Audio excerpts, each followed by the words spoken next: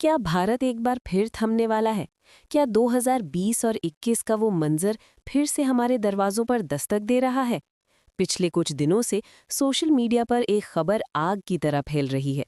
भारत में फिर लगेगा लॉकडाउन। लेकिन इस दावे में कितनी सच्चाई है? चलिए, आज दूध का दूध और पानी का पानी करते हैं। नमस्ते दोस्तों। 2024 की शुरुआत के साथ ही इंटरनेट पर लॉकडाउन इन इंडिया जैसे कीवर्ड्स तेजी से सर्च किए जा रहे हैं। लोग डरे हुए हैं कि क्या सरकार फिर से सख्त पाबंदियां लगाने वाली है।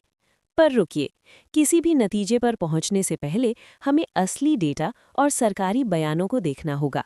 हाल ही में 27 मार्च 2026 को राज्यसभा में चर्चा के दौरान केंद्रीय वित्त मंत्री निर्मला सीतारमण ने इन अफवाहों पर पूर्ण विराम लगा दिया है। उन्होंने स्पष्ट रूप से कहा कि सरकार की लॉकडाउन लगाने की कोई योजना नहीं है। दरअसल पश्चिम एशिया में चल रहे तनाव और पड़ोसी देशों में लगी पाबंदियों के कारण भारत में भी डर का माहौल बनाया जा रहा है। लेकिन पीआईबी और भारत सरकार के अनुसार देश के पास पर्याप्त संसाधन और स्थिरता मौजूद है। आर्थिक दृष्टिकोण से देखें तो इकोनॉमिक सर्वे 2025-26 के आंकड़े बताते हैं कि भारत की स्थिति अब पहले से कहीं ज्यादा मजबूत है। स्वास्थ्य मंत्रालय की रिपोर्ट के अनुसार भारत में एक्टिव इन्फेक्शन केस न के बराबर हैं। फरवरी 2026 के आंकड़ों के मुताबिक पूरे देश में केवल इकाई के अंकों में ही सक्रिय मामले दर्ज थे। इसके अलावा भारत के पास फिलहाल 60 दिनों का सामरिक तेल भंडार और पर्याप्त एलपीजी बैकअप मौजूद है, जिससे सप्लाई चेन टूटने का कोई खतरा नहीं है। यहाँ कुछ ऐसे तथ्य हैं जो आपको राहत देंगे।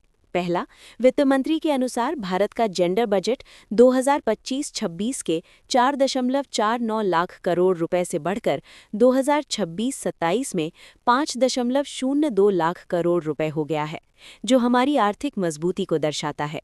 दूसरा, डब्ल्यूएचओ की 2026 की रिपोर्ट में भारत का नाम उन देशों में शामिल नहीं है जहां किसी बड़े स्वास्थ्य संकट का खतरा हो। और तीसरा, सरकार ने सख्त चेतावनी दी है कि ऐसी झूठी खबरें फैलाने वालों पर कानूनी कार्रवाई की जाएगी। तो निष्कर्ष ये है कि भारत में लॉकडाउन की खबरें पूरी तरह आधारहीन और महज अफवाह हैं। सतर्क रहें, लेकिन डरे नहीं। ऐसी खबरों को बिना जांचे आगे ना बढ़ाएं। आपको क्या लगता है, ऐसी अफवाहें समाज में डर क्यों पैदा करती हैं?